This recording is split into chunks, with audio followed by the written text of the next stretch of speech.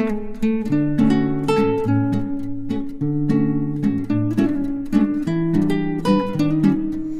ఒకసారి క్రీస్తు నామమున నా హృదయపూర్వకమైన వందనాలు తెలియచేస్తూ ఉన్నాను. ఈ మధ్యాహ్న వేళ మన ధ్యానమున కంటే ముందుగా ఒక వచనం చూడండి. కొరింథీయులకు రాసిన మొదటి పత్రిక, కొరింథీయులకు రాసిన మొదటి పత్రిక 7వ అధ్యాయం. కొరింథీయులకు రాసిన మొదటి పత్రిక 7వ అధ్యాయం 35వ వచనాన్ని ఒకసారి అలా చూద్దాం. మీకు ఉరియొడ్డవలనని కాదు గాని, మీకు ఉరియొడ్డవలనని కాదు గాని, మీరు యోగ్య ప్రవర్తనులై తొందర ఏమీయూ లేక ప్రభు సన్నిధాన వర్తనులై ఉండవలనని ఇది మీ ప్రయోజనము నిమిత్తమే చెప్పుచున్నా. నిజమే ప్రియులారా, దేవుని సన్నిధిని మనం ప్రయోజనము పొందుకొని వెళ్ళాలి. ఏది కూడా నిష్ప్రయోజనం కాకూడదు. మన సమయం, మన ఆరోగ్యం, మన శక్తి సామర్థ్యాలు ఏవి వ్యర్థం కాకూడదు. మరి ప్రయోజనం పొందుకొని వెళ్ళాలి అంటే దేవుని సన్నిధిలో యోగ్య ప్రవర్తన ఉండాలి. రెండవది, తొందరేమీ లేకుండా. నేటి దినాల్లో మనుషులకు అన్ని విషయాల్లో తొందరే, ఆఖరికి దేవుని సన్నిధిలో కూడా తొందరే. రావడం పరిగెత్తుకుంటూ రావడమే, పోవడం పరిగెత్తుకుంటూ పోవడమే. ఏం సంపాదించినామంటే ఆయాసం తప్ప ఏమి లేదు. పరుగులు తీస్తే వచ్చేది ఆయాసమే. అందుకే ఎహెజ్కేలుతో అన్నాడు కదా దేవుడు, నరపుత్రుడా చక్కగా నిలవబడము, నేను నీతో మాట్లాడవలెను. నిలబడినోరితో దేవుడు మాట్లాడతాడు గాని నిలబడని వారితో ఎవరు కూడా ఏం మాట్లాడలేరు. కాబట్టి బోధకు మన బాధలకు సంబంధం ఉంటుంది. ఇది బాగా గుర్తుపెట్టుకోండి. బోధ బాగా వింటే మన బాధలు తగ్గుతాయి. బోధ బాగా వినకపోతే బాధపడతాం. దేవుడు ఎన్నో విషయాలు మనకు తెలియచేయాలని, మనము క్షేమంగా ఉన్నప్పుడే మనతో మాట్లాడుతున్నాడు. ఆయన మాటలు వినకపోతే జరిగే పరిణామాలను మనమే అనుభవించాలి. కాబట్టి మధ్యాహ్న వేళ వాక్యం వినడానికి ఆయన ఎదురుగా కూర్చున్న మిమ్మల్ని అభినందిస్తూ, ఏ పని మీద వచ్చామో అదే పని మీద ఉండాలి. మనం వాక్యం వినడానికి ఇక్కడికి వచ్చాం. ఆ పని తప్ప ఎన్ని పనులు చేసినా దానివల్ల మనమేం ప్రయోజనాన్ని పొందుకోలేము సుమా. ఈ ప్రపంచంలో ఉత్తమమైన కార్యం ఏంటంటే ప్రభు అన్నాడు కదా, మరియా ఉత్తమమైన దానిని ఏర్పరచుకునేను, అది ఆమె యుద్ధ నుండి తీసివేయబడదు. ఆమె ఏర్పరచుకున్న కార్యం ఏంటంటే సింపుల్ గా యేసయ్య పాదాల దగ్గర కూర్చొని వింటూ ఉంది, అంతే. ఈ ప్రపంచంలో కోట్ల రూపాయలు సంపాదించే కార్యము కన్నా కూడా యేసయ్య పాదాల దగ్గర కూర్చొని శ్రద్ధగా వింటే అది ఉత్తమమైన కార్యం. కార్యం అంటే పని. ఈ ప్రపంచంలో పనులకు ర్యాంకింగ్ ఇస్తే మొట్టమొదటి ర్యాంక్ వచ్చేది ఎవరికంటే యేసయ్య పాదాల దగ్గర కూర్చొని వినడం మొట్టమొదటి ఉత్తమమైన కార్యం అని గుర్తుపెట్టుకొని సంతోషముతో దేవుని మాటలు మరికొద్దిసేపు వినడానికి మనస్సును సిద్ధపరచుకుందాం. రండి, మరి ఒకసారి జకరియా గ్రంథం 13వ అధ్యాయం ఆ వచనాన్ని మళ్ళీ చదువుకొని మన ధ్యానాన్ని కొద్దిగా కంటిన్యూ చేసుకుందాం. జకరియా గ్రంథం 13వ అధ్యాయం 6వ వచనాన్ని చదువుదాం. నీ చేతులకు గాయము లేమని వారు అడుగగా వాడు ఇవి నన్ను ప్రేమించిన వారి ఇంట ఇవి నన్ను ప్రేమించిన వారి ఇంట నేనుండగా నాకు కలిగిన గాయములని నాకు కలిగిన గాయములని చెప్పును. ప్రార్థన. కరుణగల మా దేవా, మీ పాదాలకు స్తోత్రాలు. మరి ఒకసారి స్థానిక సంఘాన్ని ప్రేమించి మీ సన్నిధిని అనుభవించటానికి ఈ అవకాశాన్ని ఇచ్చినందుకై స్తోత్రాలు. నాయన, ఆశగల ప్రాణాన్ని తృప్తిపరిచే దేవుడవు తండ్రి.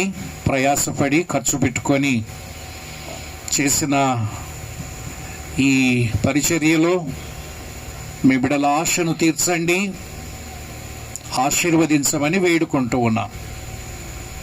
ఉదయకాలం మాతో మాట్లాడిన ప్రతి మాటను బట్టి స్తుతిస్తూ మధ్యాహ్న వేళ కూడా మీ వైపు చూస్తూ ఉన్నాం.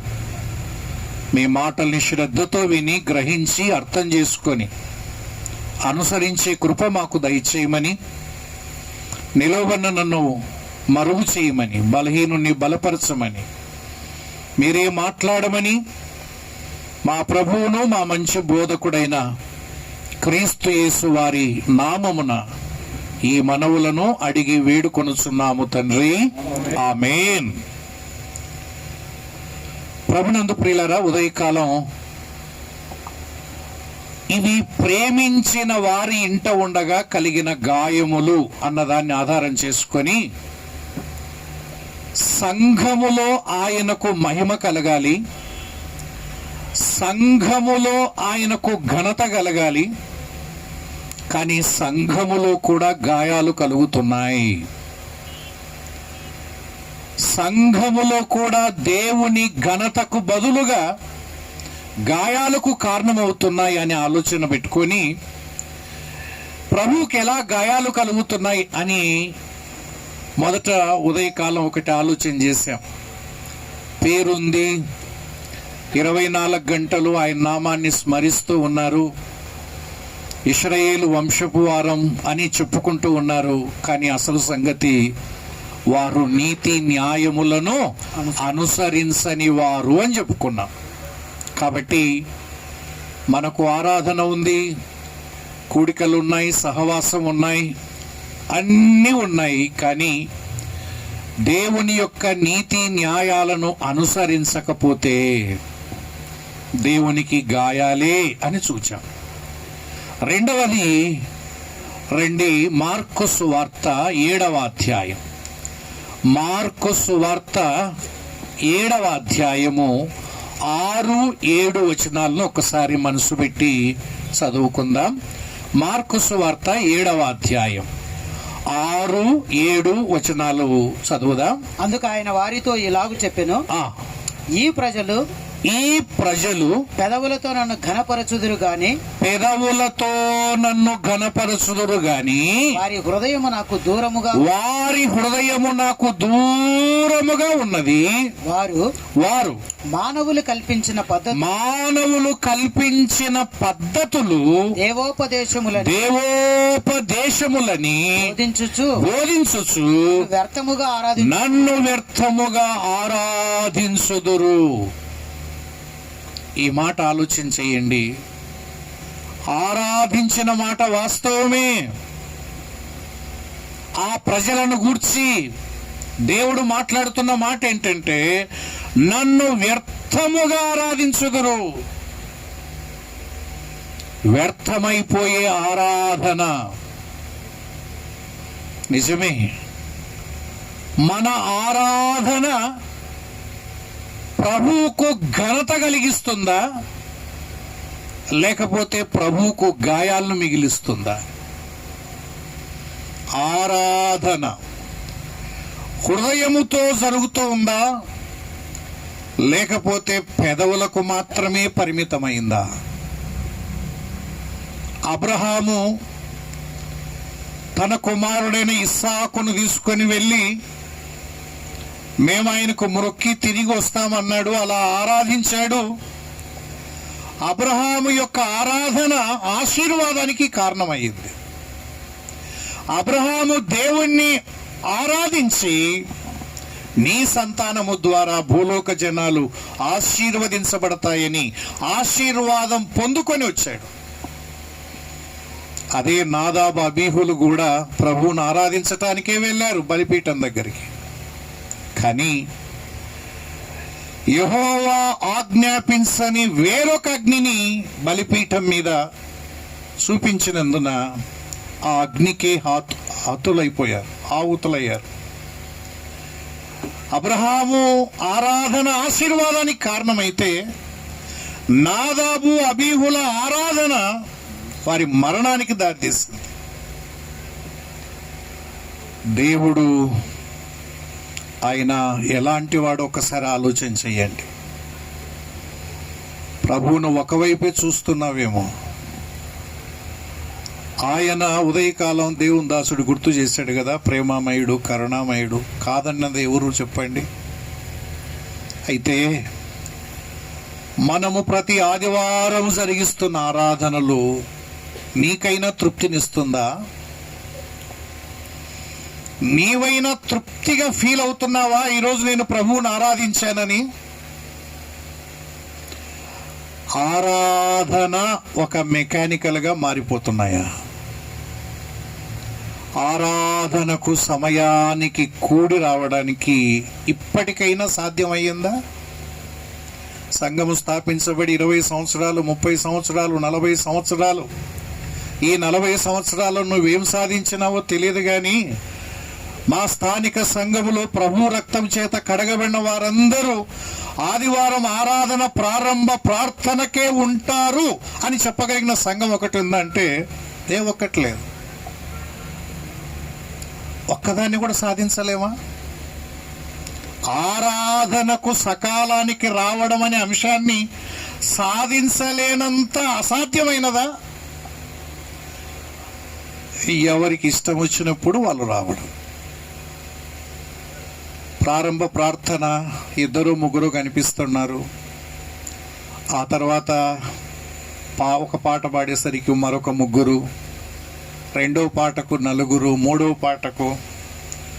వారికి ఏమర్థమైంది ఆరాధన అంటే? రొట్టె రసం ఇచ్చే టయానికి వెళ్తే సరిపోతుంది.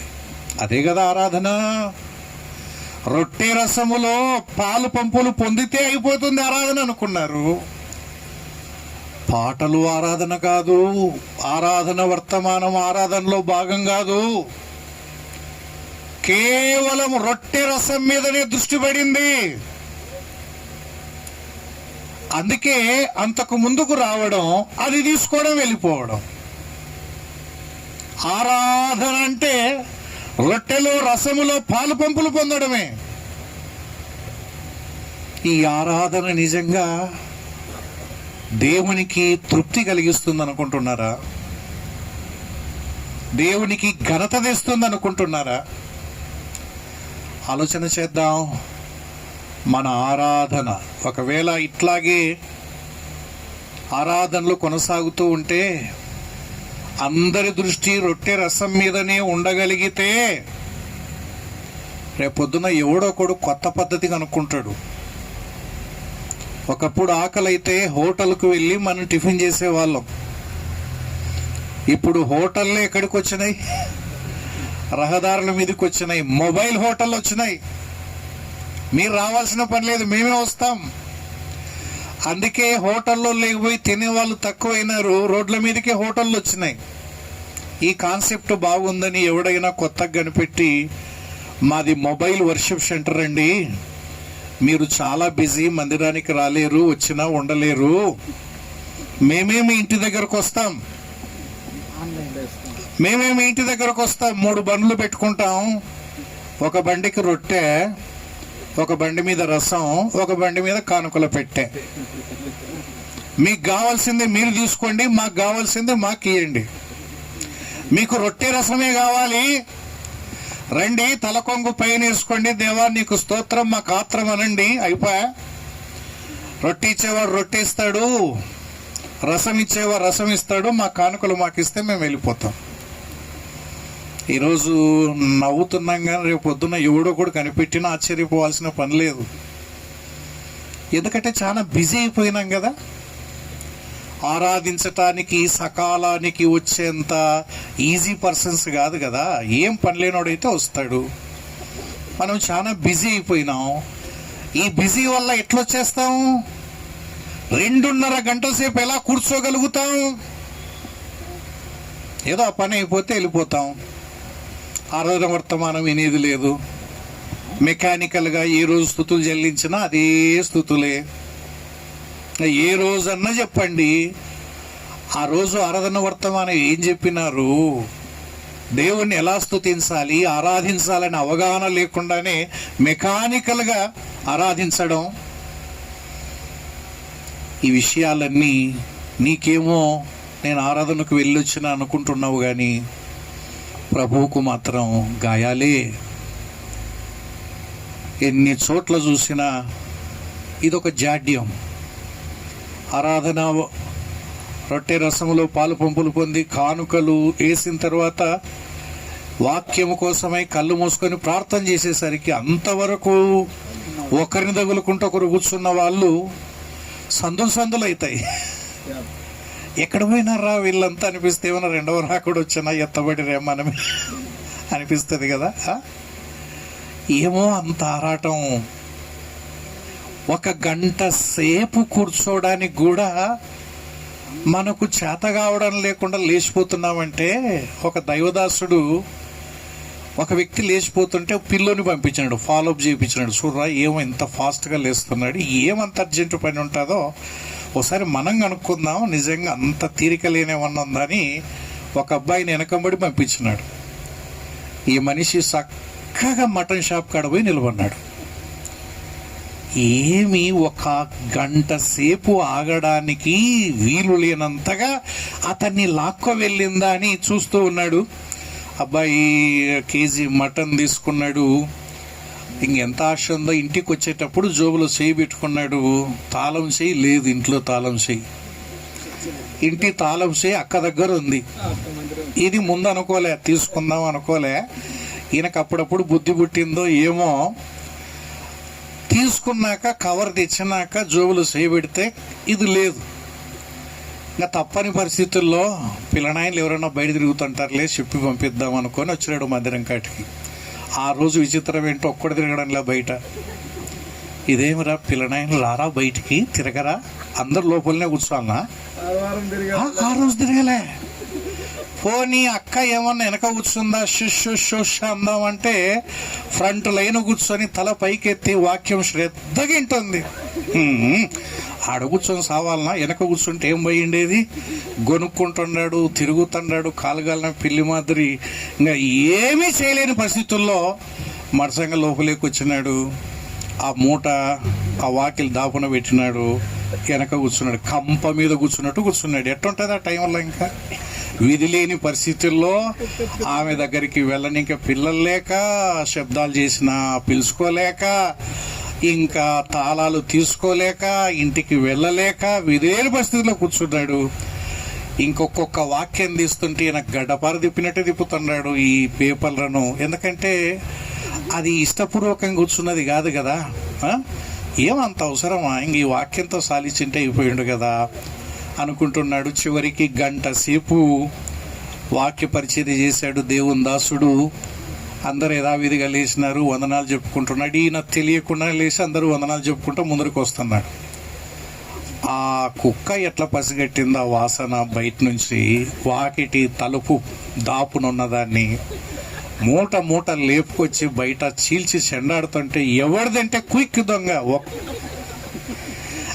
ఎవరిది ఇదంటే ఎవడు చెప్పుతాడు, ఎవడు సిగ్గుపోతుంది. ఇంకా చెప్పినాడంటే ఇంకా చూడండి, ఇంకా అట్లా 800 బాయా, ఇట్లా సిగ్గుబాయా. ఏమి ఇట్లా నా ఆరాధన అంటే? ఆరాధన అంటే ఇదే నీకు అర్థమైంది? ఆరాధనకు రమ్మని నేను ఆహ్వానించాలా? ఆరాధన చెయ్యమని మళ్ళీ ప్రకటనలు చేయాలా? ఒకసారి ఆదికాండం తిప్పండి, 6వ అధ్యాయము చూడండి. 8వ అధ్యాయము, ఆదికాండం 8వ అధ్యాయము 19-20 చూద్దాం. 19-20 ప్రతి జంతువును, ఆ, ప్రాకు ప్రతి పురుగును, ఆ, ప్రతి పిట్టయు, ఆ, భూమి మీద సంచరించున్నవన్నీ ఆ, వాటి వాటి జాతుల చొప్పున ఆ. ఆ ఓడల నుండి బయటికి వచ్చెను. బయటికి వచ్చాను. 18వ వచనంలో బయటికి వచ్చిరి. 8 మంది బయటకు వచ్చినారు, ఇవి వచ్చినాయి. ఇప్పుడు 20. అప్పుడు నోవహు ఆ, యెహోవాకు బలిపీఠము కట్టి ఆ, పవిత్ర పశువులన్నిటిలోను, పవిత్ర పశువులన్నిటిలోనూ, పవిత్ర పక్షులన్నిటిలోను ఆ, కొన్ని తీసుకొని ఆ. ఆ పీఠము మీద దహన బలి అర్పించెను. ఇక్కడ నోవహుకు ఎవరు చెప్పలే బలిపీఠం గట్టు, బలిపీఠం మీద పశువులను పక్షులను అర్పించు, దేవుణ్ణి ఆరాధించు అని ఎవరు చెప్పలే. నోవహు హృదయములో కలిగిన సంభవం ఇది. ఓడలో నుంచి బయటకు వచ్చినారు. బయటికి రాగానే ఇట్లా చుట్టూ చూసినాడు. చూడగానే ఎక్కడ చూసినా శవాల దిబ్బలు, పశువులు, మనుష్యులు, జీవము కలిగిన ప్రతిదీ శవాల దిబ్బలు కనిపిస్తా ఉంటే నోవ హృదయములు అనుకున్నాడు, నేను కూడా ఆ శవాల మధ్యలో ఒక శవాన్నై ఉండాలి. కానీ ఈరోజు అవి నిర్జీవముతో ఉండగా నేను జీవముతో ఉన్నాను. ఈ జీవాన్ని ఇచ్చినవాడు దేవుడు. దేవా, హృదయము కృతజ్ఞతతో నిండిపోయింది. చనిపోయిన వారి మధ్యలో తన్ను బ్రతికించిన దేవుడు గుర్తొచ్చాడు. ఒకరు చెప్పకుండానే, ఒకరు ఆహ్వానించకుండానే నోవహు దేవుణ్ణి ఆరాధించాడు. కొత్త నిబంధనకు వస్తే యోహాను సువార్త 12వ అధ్యాయములో మరియా, మార్తా, లాజర్ ఇంటికి యేసయ్య వచ్చినప్పుడు మరియా అచ్చ జడామాంసి అత్తరును తీసేరున్నర ఎత్తు తీసుకొని ఆయన పాదములకు పూసి తల వెంట్రుకలతో తుడిచెనని చదువుతాం. ఎందుకు ఈమెకి ఇంత ఆరాధనా భావం వచ్చింది యేసయ్యను చూసి? ఎవరేం చెప్పలేదు కదా, అత్తరు పోయండి, ఆయన పాదాలు కడగండి, తుడుసండి అని చెప్పలే కదా. కానీ ఒక్కసారి యేసయ్య ఇంట్లో ఉన్నాడు. యేసయ్య పక్కన ఎవరు కూర్చున్నారు? తమ్ముడైన లాజరు పక్కన కూర్చున్నాడు. మరియా ఒకసారి లాజరును గురించి ఆలోచన చేసింది. ఈ పాటికి నా తమ్ముడు ఎలా ఉండాలా? ఈ పాటికి నా తమ్ముడు ఎలా ఉండాలి అంటే ఆ 4 రోజులకే దుర్గంధం వచ్చినాడు. ఈ పాటికి మాంసం మట్టిలో కలిసిపోయి ఎముకలు మిగిలి ఉండాలి. ఈ పాటికి అటువంటి కుళ్ళిపోయి ఉండాలి. అటువంటి నా తమ్ముడు ఈ రోజు జీవముతో ఉన్నాడంటే దానికి కారణం ఎవరు?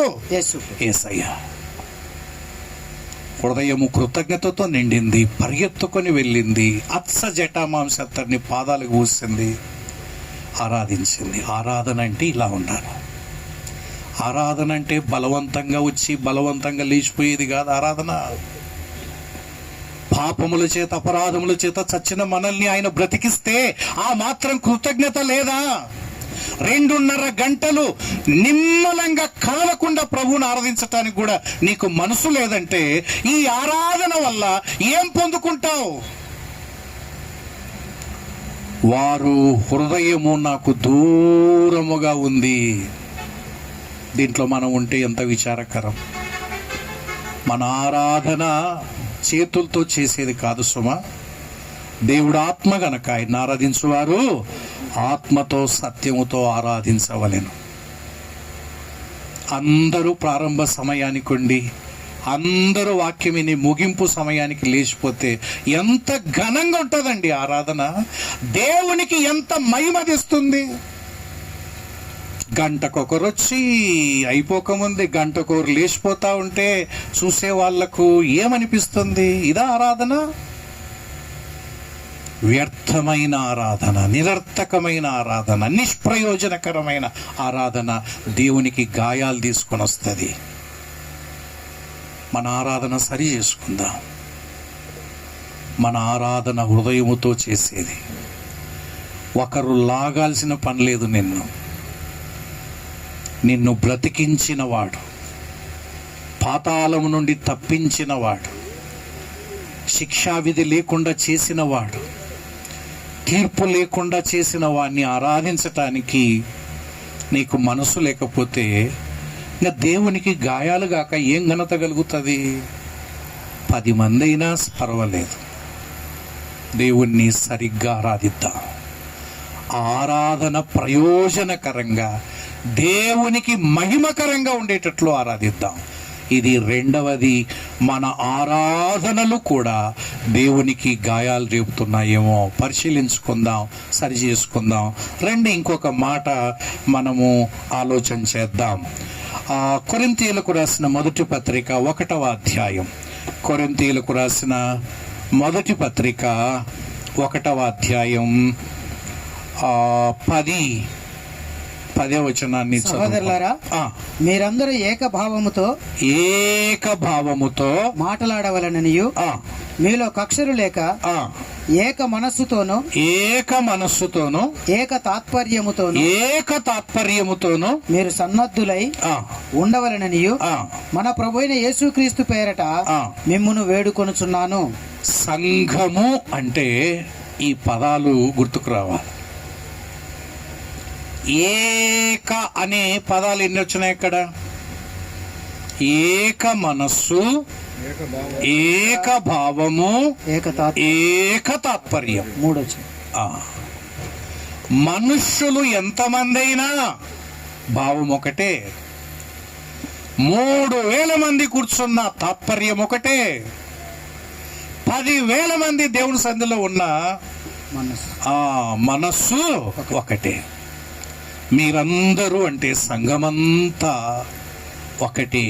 ఏకత్వం, ఐక్యత దేవునికి ఘనత తెస్తే కక్షలు, కార్పణ్యాలు, వర్గాలు ఇవి దేవునికి గాయాన్ని కలిగిస్తాయి.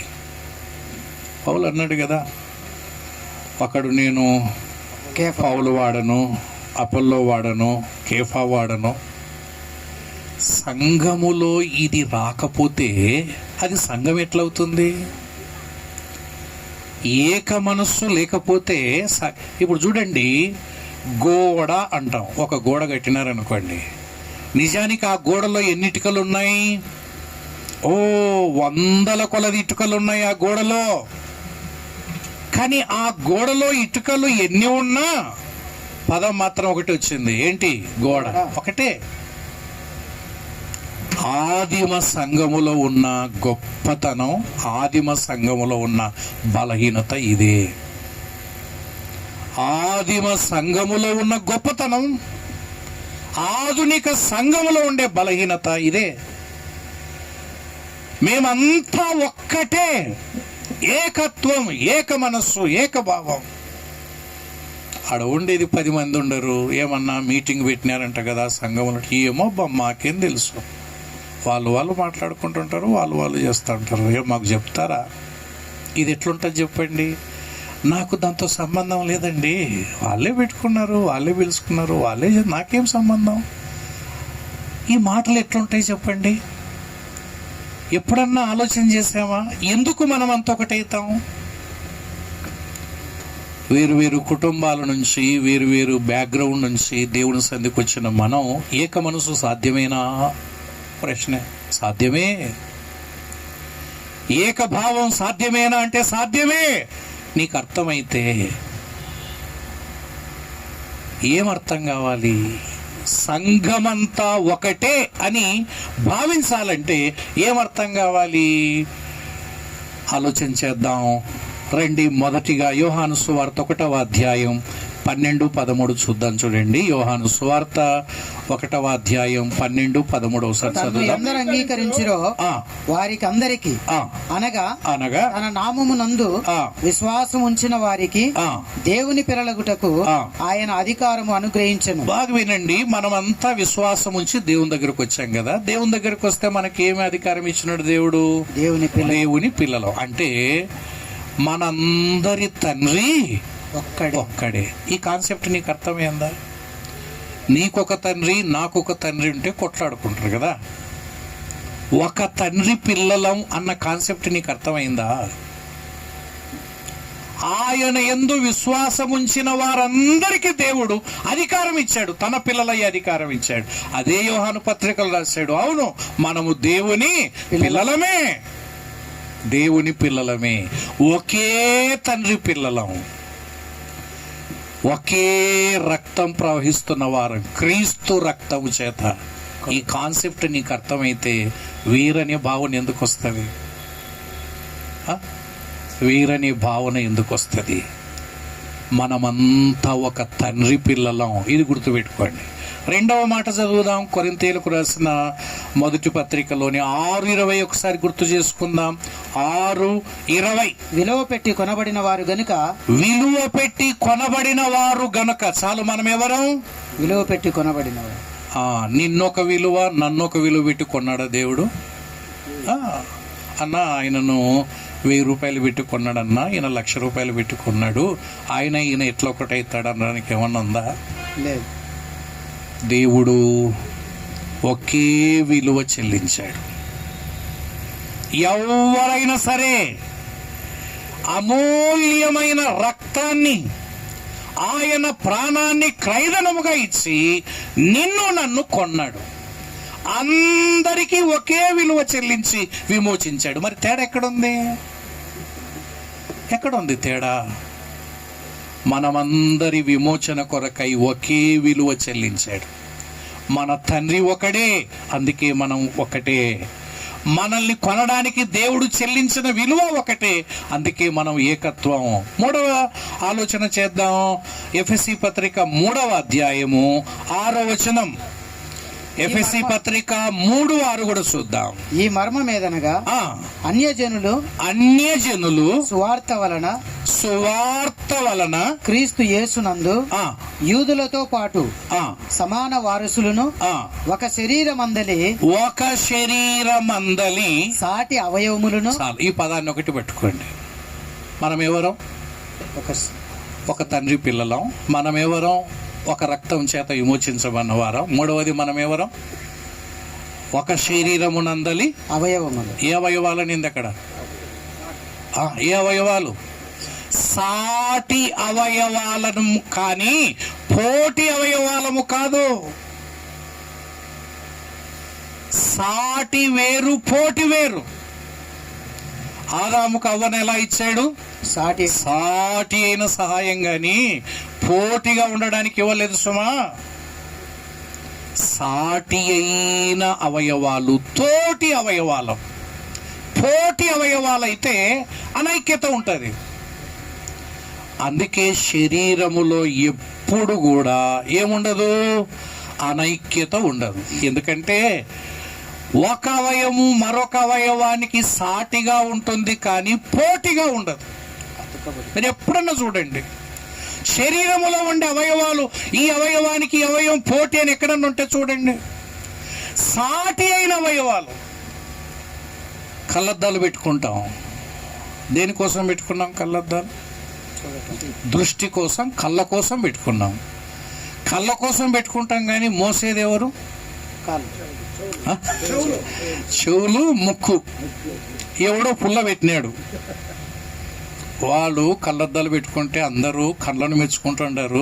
ఏం సరిపోయినా నీ కళ్ళకు సూపర్గానే ఉండవు, బాబా భలే కుదిరినాయి, పనికి మాలనేలారా. మోసేది మీరు, అందరూ మెచ్చుకునేది కళ్ళనా? ఏం కర్మ పట్టిందిరా మీకు? మీరు మోయాల్సిన కర్మ ఏం పట్టింది? బుద్ధి లేనాయలారా. మీరు కష్టపడతారు, పేరు వానికి వస్తుంది. ఎవర్రా మిమ్మల్ని చేయమన్నది? కష్టపడేది మీరు, పరిచయం చేసేది మీరు, అన్ని టెంట్లు వేసేది మీరు, ఆడ స్టేజ్ మీద కూర్చోబెట్టేది మాత్రం సంఘ పెద్ద. ఏమన్నా అర్థం ఉందా మీకు? ఏం కర్మ పట్టిందిరా? సహకరించొద్దని ఎవడో ముక్కుకు చెవులకు పెట్టినాడు. పొద్దున్న లేసి అద్దాలు పెట్టుకుంటే ముక్కు అనింది, నువ్వేమన్నా పెట్టుకో, నా మీద పెట్టకుండా పెట్టుకో, నేనేమనడం లేదు. నా మీద తగలకుండా పెట్టుకో, ఎట్ట పెట్టుకుంటావు పెట్టుకో. ఎట్ట పెడతానప్పుడు నాకు సంబంధంలే, నాకు అవసరం లేదు, నీకు అవసరం కదా. నువ్వు ఎట్ట కట్టుకుంటావు కట్టుకో. చెవులు అన్నాయి, మా మీద కూడా పెట్టాడు. వెనక మా మీద పెట్టకుండా, తగలకుండా నువ్వేమన్నా తగిలించుకో, ఎంతన్నా మెప్పించుకో, ఏమన్నా చేసుకో, మాకేమని. సర్లేబ్బా, మీరు సహకరించకపోతే నేనెట పెట్టుకుంటా అని అద్దాలు తీసేసినాడు. పొద్దున్నే లేచినాడు. ఈయనకు అద్దాలు పెట్టుకుంటేనే అటికాడికి కనిపిస్తుంది. ఇంకా అద్దాలు తీసేసి బయటకు వచ్చినాడు. ఇంకా చీకటి చీకటి అట్ట చిన్నగా ఉంది. చక్కబై గోడకు డబిల్లో కొట్టినాడు. గోడకు తగిలితే ముందు పగిలేది ఎవరికి? కళ్ళు ఏం కావు, కళ్ళు చాలా సేఫ్టీగా ఉంటాయి లోపల. ఇవన్నీ పగిలితే తప్ప కంటికి ఏం కాదు. కంటికి ఏమవుతుంది? ఫస్ట్ పగిలింది ఎవరు? ముక్కు పచ్చడి అయింది. ఏ కళ్ళు కనపల్లి అట్ట తగిలినావు అన్నాడు.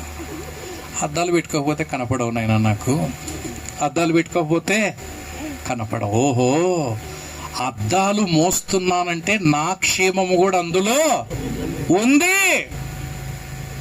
ఏదో నీకేదో ఘనకార్యం చేస్తున్నానే కాదు, నువ్వు అద్దాలు మోస్తే కంటికి దృష్టి మాత్రమే కాదు, కను దృష్టి బాగుంటే మిగతా అవయవాలన్నీ కూడా బాగుంటాయి. నా క్షేమం కూడా ఉంది. బుద్ధి పొరపాటైంది, ఇంకెన్నడూ అట్లా చెయ్యను. అవయవాలు ఎన్నడూ ఎప్పుడు ఇట్లా జరగవు. చూడండి, అనైక్యతతో ఎప్పుడు కనపడవు శరీరంలోని అవయవాలు కదా. కానీ ఎప్పుడప్పుడు చెప్తా ఉంటాం, అవయవాలన్నీ ఒక చోట మీటింగ్ వేసుకొని ఒకరికొకరు, నేను ఇంత పని చేస్తున్నా, పొద్దున్న లేచిన నుంచి తిరిగి తిరిగి కాళ్ళు నస్తున్నాయంటే, ఓ తిరిగినావు లేప, ఇంకా మేము పని చేయకపోతే చేతులు పని చేయకపోతే తిరిగి ఏం చేస్తామని చేతులు. ఇంకా కళ్ళు అంటున్నాయి, మీరు తిరిగేటోళ్ళు మేము చూసి కళ్ళు ఎర్రగయ్యి నొప్పి పుడుతున్నాయి, మా బాధ ఎవరు చెప్పాలా అని. ఇంకా చెవులు మేము వినీసి వస్తున్నామప్ప అంటే, అది ఎందుకు లేప్ప, మరి ఎవడు పని చేయకుండా ఉండే చెప్పండి, ఇంక ఎవరి పని వాళ్ళకు దూకే తలకాయ నొప్పి ఎందుకు, ఎవడు ఉందంటే అదో పొట్టగాడు. మనం అంతా నువ్వు తిరిగి నువ్వు చావాలా, నేను చేసి నేను చావాలా, నువ్వు చూసి నువ్వు చావాలా, విని చావాలా, వాడు తిని చల్లగా కూర్చుంటున్నాడు. ఏ కర్మ పట్టిందిరా మనకు? ఇంత కష్టపడి ఆ దాంట్లో అయినాయి కదా మనం ఇంత బాధపడుతుంటాం. రేపు స్ట్రైక్ నోటీస్ పంపారు రా పూటకు. మేము సమ్మెలోకి వెళ్తున్నాం రేపు ఉదయం నుంచి. మేము ఎవ్వరం పని చెయ్యం, అయిపోయా. కళ్ళు చేతులు కాళ్ళు అన్నీ స్ట్రైక్ నోటీస్ చూపించి చల్లగా కూర్చో, లేమంటే లేయడం లెక్కలు మేము నడసాం అంటున్నాయి. అట్లాగే మధ్యాహ్నం 3 గంటల వరకు జరిగింది. కళ్ళు ఒకసారి చూద్దాం ఎట్లుంటుందో, ఈరోజు ఎట్లుంటుందో, స్ట్రైకులు ఉండం కదా, పనులు లేవు కదా అని కళ్ళు తెరిచిట చూసేసరికి ఫ్యాన్ వేయకుండా తిరుగుతుంది గెర్ర. ఏమిరా ఇట తిరుగుతుంటాయి కళ్ళని, కాళ్ళను కనుక్కుందామని కాళ్ళకు ఫోన్ చేసింది. హలో, రోజే బాగా చూస్తున్నప్పుడే పని చేసేటప్పుడే బాగుండే, ఈరోజేమో కళ్ళు గెరగెర తిరుగుతున్నాయి, కాళ్ళు అంటే మా కాళ్ళు కూడా జుయ్యి అని లాగుతున్నాయి రా, ఏం అర్థం కాలే, రోజు తిరిగేటప్పుడే బాగుంటాయి, ఈరోజు ఏందో లాగుతున్నాయి, చేతులకు కనుక్కో. అట్లా చేతులకు ఫోన్ చేసి మా పరిస్థితి కూడా ఎందుకు ఎత్తలేకుండా ఉన్నాం, ఏమి కారణం అంటే, అన్నా మనకు బ్లడ్ సర్క్యులేషన్ అయిపోయిందన్న, బ్లడ్ కాలు ఎవడు పంపించేదన్నాడు, గుండెకి పనికి ఫోన్ చేయి, నిద్రపోతున్నాడా, ఏం సప్లై చేయకుంటే సావాలా మేము. గుండెకి ఫోన్ చేస్తే, సార్ పంపడానికి నేను రెడీగా ఉన్నాను కానీ సప్లై లేదు సార్, నో స్టాక్ అన్నాడు. సప్లై లేదా, మరి నాకేం సార్, నేనేం సప్లై అంటే రోజు పంపిస్తున్నా కదా, నాకేం బాధ, రోజు పంపింగ్ చేస్తున్నాను, ఈరోజు సప్లై లేదు, మరి ఏం చేయాలి, ఎక్కడి నుంచి వస్తుంది అన్నాడు. మాకు పొట్ట నుంచి వస్తుంది సార్ స్టాక్, ఈరోజు బండ్లు ఒకటి కూడా రాలే, ట్రక్కు పొద్దు నుంచి చూస్తున్నాను, రోజుకు 3 సార్లు 4 సార్లు వస్తుంటే లారీలు, ఈరోజు ఏమో పొద్దున కూడా కొంచెం కూడా అసలు ఏం రాలే, ఇంకా స్టాక్ లేనప్పుడు ఇంకా పంపింగ్ చేయడానికి యాడ్ ఉంది అన్నాడు. పొట్ట మీకు పంపిస్తారే. అందరూ పోయి, ఏం పొట్ట నిజంగా ఇంత పని చేస్తాడు, పనికి మళ్ళీ నా మీద అలుగుతారా మీరు? మీకు పగల డ్యూటీ మాత్రమే ఉంటుంది, మనకు రాత్రింబగలు డ్యూటీ. నాకు బాధ, రాత్రి 11కు తిని వస్తారు, అది అడిగే లోపల తెల్లారితే మళ్ళీ టిఫిన్, ఉగ్గాని బజ్జీ, మళ్ళా టీ, మొహం కడుక్కోకుండా ఒకటి, కడుక్కొని ఒకటి, ఆడ పూరి తింటావు, ఈడ దోశ తింటావు, ఈడ చికెన్ తింటావు, అడ్డం వచ్చింది తింటావు, నలపలేక అరిగించలేక జీర్ణం చేయలేక మేము చేస్తా ఉంటే మళ్ళా మా మీదనే ఎన్ని రోజులు స్ట్రైక్ పోతారు పోరా. నాకు ఈరోజు హ్యాపీగా ఉంది, ఈరోజు నాకు రెస్ట్ దొరికింది, కానివ్వండి మీరు స్ట్రైక్ లేకపోండి అన్నారు.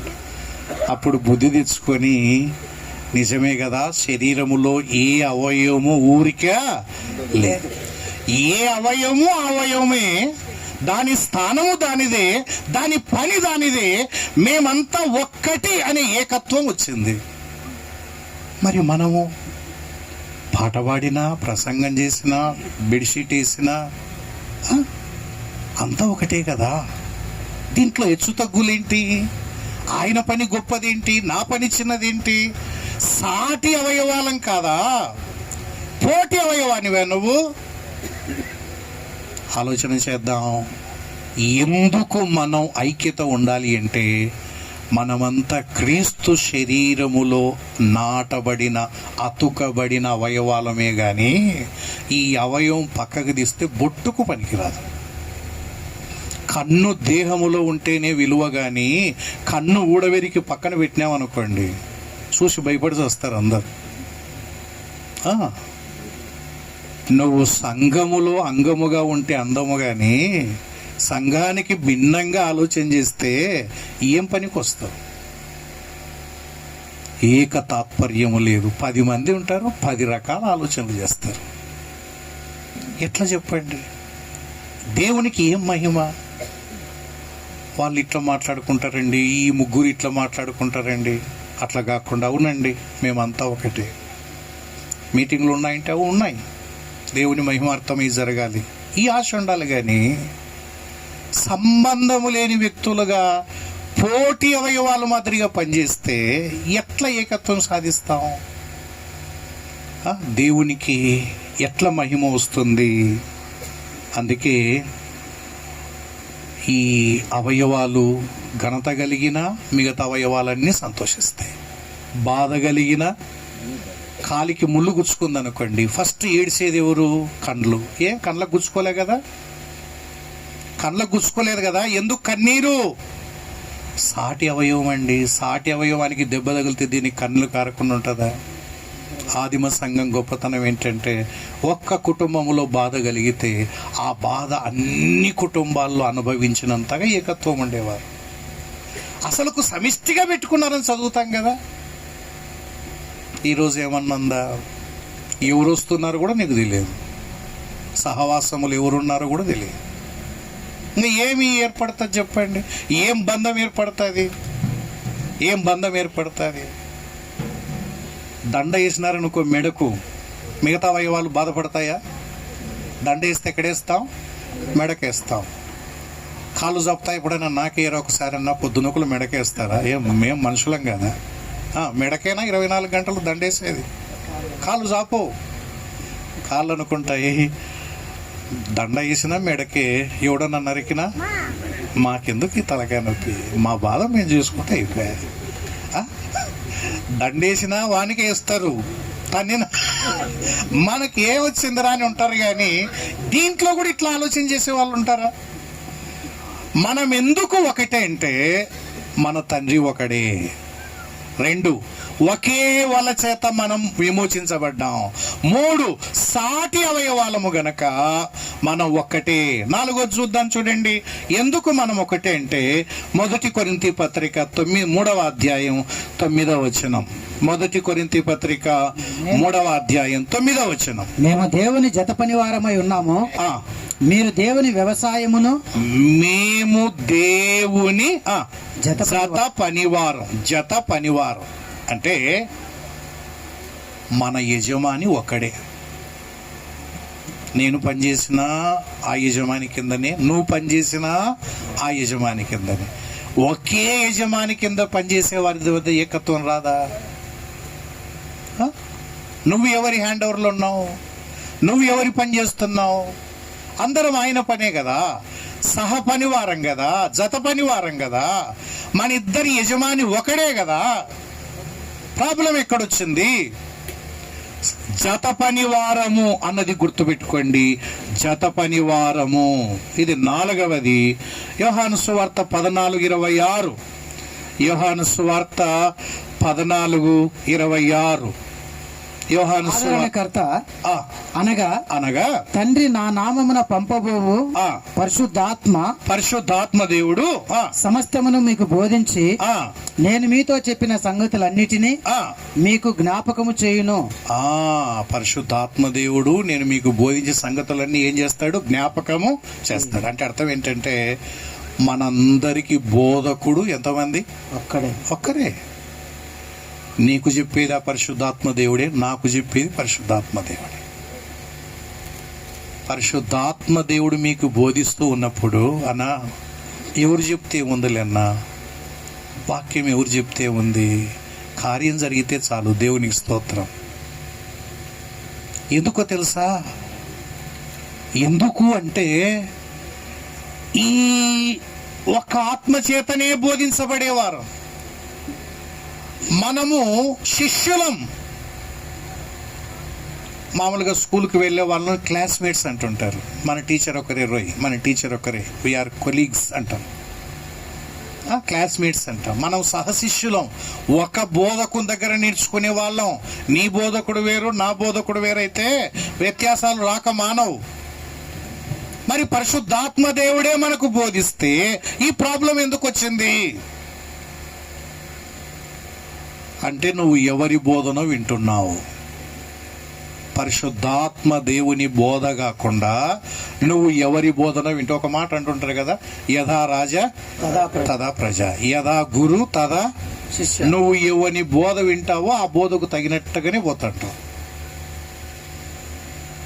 ఒక డిగ్రీ స్టూడెంట్ కాలేజీలో ఇంగ్లీష్ లెక్చరర్ని పట్టుకొని, సార్ నటురే మీనింగ్ చెప్పు సార్ అన్నాడట. ఏమంట? నటూరే. ఈయనకు అర్థం కాక ఎన్నటిని లేదే నా సర్వీసులు 25 ఏళ్ళే అని గూగుల్లో ఎతికినాడు, కనపడలే నటూరే. డిక్షనరీలో ఎతికినాడు, కనపడలే. ఈడు క్లాస్కి వస్తే లేయడం, సార్ నటూరే మీనింగ్ అనుకుంటారా సార్? నీ తలక గ్రౌండ్ పోతే అయిపోయా సార్, దొరికినా సార్ నటూరే మీనింగ్. ఏమరా నేను బడికి కాలేజీకి రావాలన్నా వద్దా అని 4 రోజులు మెడికల్ లీవ్ పెట్టినాడు. ఇంత తలకాయ తట్టుకోలేక పారా పొద్దు నొక్కులు రావడం, నిద్ర లేకుండా చేస్తుంటాడు. అందరి ముందర అడుగుతాడు, సార్ నటురే మీనింగ్ అనుకుంటారా లేదా? ఎన్నాళ్ళు సెలవు పెడతాడు. 4 రోజుల తర్వాత హాజరైనాడు. వచ్చిన మొదటి రోజే క్లాసులో, సార్ నటురే మీనింగ్ ఈ నెలలో దొరికినా సార్ అంటున్నాడు. ఒరే స్పెల్లింగ్ అని చెప్పి సావురా తండ్రి, నా తలకాయ ఎందుకు తింటావు? ఇప్పటికే జ్వరం వచ్చినట్టుంది నీ దెబ్బకు, చెప్పురా అంటే, అయితే సార్ NATURE అన్నాడు. పునాయలా నేచర్ని పట్టుకొని నటూరే అని వస్తావు, నా పానం తింటివి కదరా. పారా ప్రిన్సిపల్ సార్ చెప్పి TCP ఎక్కిపోతాడు. పా అంటే, సార్ నా ఫుటరే నాశనం చేయకు సార్, నా ఫుటూర్. నీ ఫుటూర్ వేస్తారా మళ్ళా? ఏందిరా ఫుటూర్ అంటే, సార్ FUTURE అన్నాడు. ఒరే అది ఫుటూరే కాదరా, ఫ్యూచర్ అన్నాడు. ఏమో సార్, మాకు సార్ అట నేర్పించినాడు. మేము అచ్చం మండల పరిషత్ ప్రాథమిక పాఠశాల చదువుకున్నాం. మా సారు ఇంగ్లీష్లో గుణింతాలు నేర్పించినారు. KA కా, GA గా, CHA చా, JA జా, TA టా, KI కి, GI గి, CHI చి, KU కు, GU గు అట్లా. ఇప్పుడు NA ఏమవుతుంది? నా. TU ఏమవుతుంది? టూ. RE ఏమవుతుంది? రే. నేనేం తప్పు చెప్పినానా? మా సార్ ఎట్లా నేర్పించినా అట్లా చెప్పినా నటూరే. ఈయనది తప్పు కాదు, ఈయన తప్పు కాదు. ఆయన ఈ పల్లెటూళ్ళలో వీళ్ళకి ఇంగ్లీషు రాదని పాపం కనీసం ఎట్లన్నా కొంచెం గుర్తు. అది పేర్లకు తప్ప దేనికి పనికి వస్తుంది? ఇంగ్లీషు కూసినట్టు రాయరు, రాసినట్టు కూయరు. ఇది పెద్ద విచిత్రమైన లాంగ్వేజ్. ఒకసాట సైలెంట్ అంట, ఒకసారి సైలెంట్ ఉండదంట. అంత నీ ఇష్టమేనా? అంతే. సైకాలజీలో సైలెంట్ అంట, ఫిజియాలజీలో మాత్రం సైలెంట్ ఉండదంట.